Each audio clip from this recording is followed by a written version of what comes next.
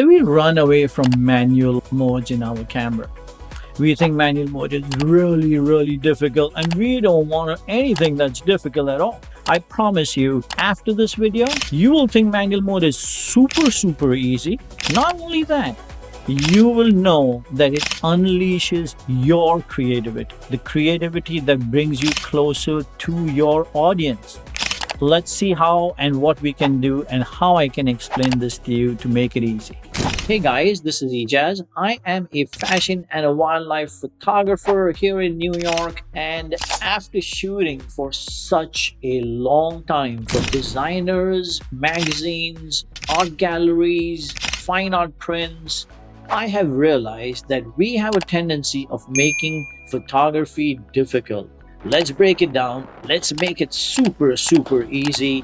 The first tip on that is make it simple in your mind first, and everything else will fall into place. Guys, let's make photography easy. I'm not going to tell you why manual mode is the ultimate way to photograph. I am not. But I am going to break down the manual mode in such an easy way that you will understand it so well, and you will use it every single time and come back with the perfect exposure of your images, and you are going to be in total control, not the camera. Guys, so we have all heard the term exposure triangle. If a layman was listening into it and you said exposure triangle, would they really understand what exposure triangle is? I don't think so. I want to make things easy that they understand it, and if they understand it, then us photographers, we are going to understand it because it's in our industry, right? Instead of saying exposure triangle, I am going to say I have 3 children. One of their name is ISO, the other one's name is aperture, and the third one's name is shutter. They all want food. You as a parent is going to give your 3 children food. But how do you divide that? ISO is not a very flexible child, right? ISO gets what ISO wants because the doctor has said that ISO gets this.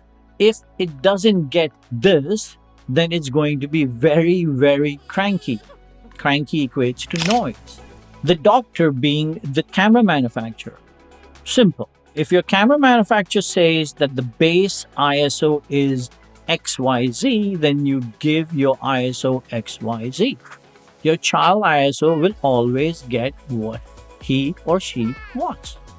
Perfect. So now let's go to aperture. Your child aperture is a child that you have decided to give it the maximum amount of food.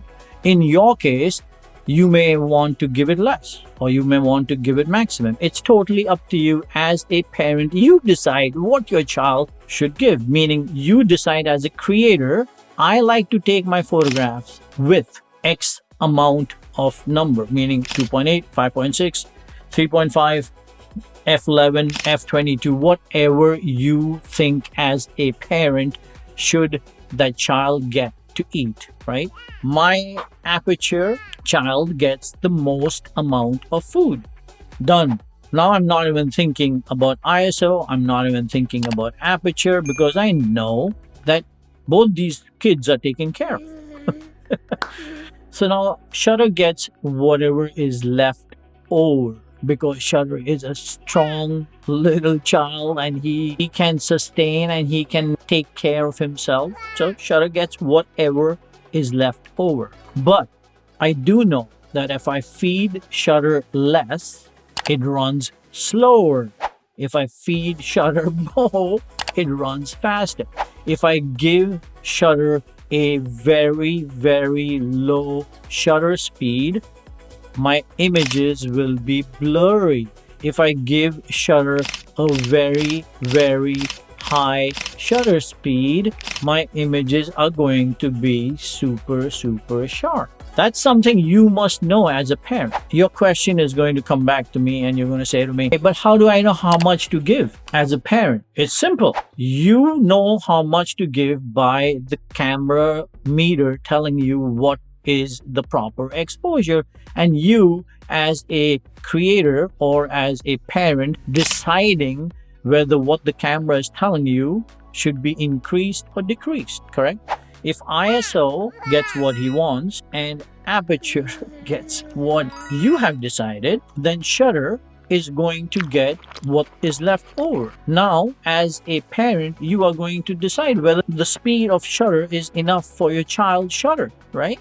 Do you want your images to be blurry? Sometimes I do, like this one, like this one, like this one, right? These are all creative questions that you ask yourself. Sometimes I don't. I give the shutter what the shutter wants because my amount of food is there. So what does that mean in photography terms? The amount of food that's there, meaning I have enough light to do whatever I want my frame to do.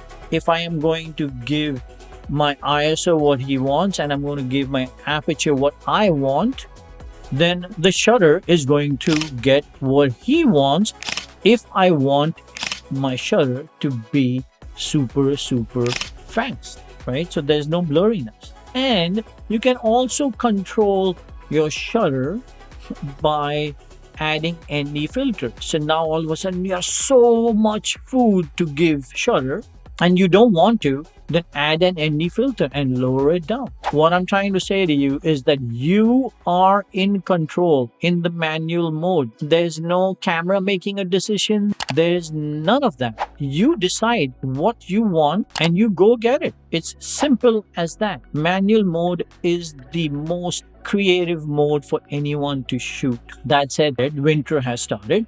My first shoot is Snowy Owl. Then my next shoot is Trumpeter Swans.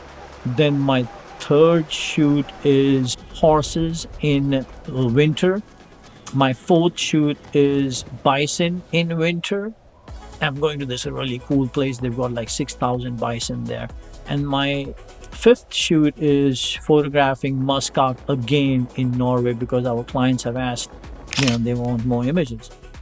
I am going to break this concept of manual photography, the easy photography, on every single shoot. Before I go, what I think and how I put it on paper, when I'm there, I'm going to do that as well. I'm going to photograph and I'm going to tell you, hey, this is what I thought and this is what I'm coming up with. Because when you are organizing a shoot, sitting at your home or in your studio, and you're saying, okay, I'm going to shoot this at ISO this, and I'm going to shoot this at aperture this. What is going to be my shutter? That you have to decide, put it on a piece of paper, but when you're on set or on location, you have to take your measurements and you have to make sure that you're coming close to it, if not exactly the same. That is what I'm going to do with all my shoots coming up for this season. And I guess I will be able to explain to you guys better how my mind works when I'm shooting in manual. I only shoot manual. Only manual. Always have, always will. It makes me more creative.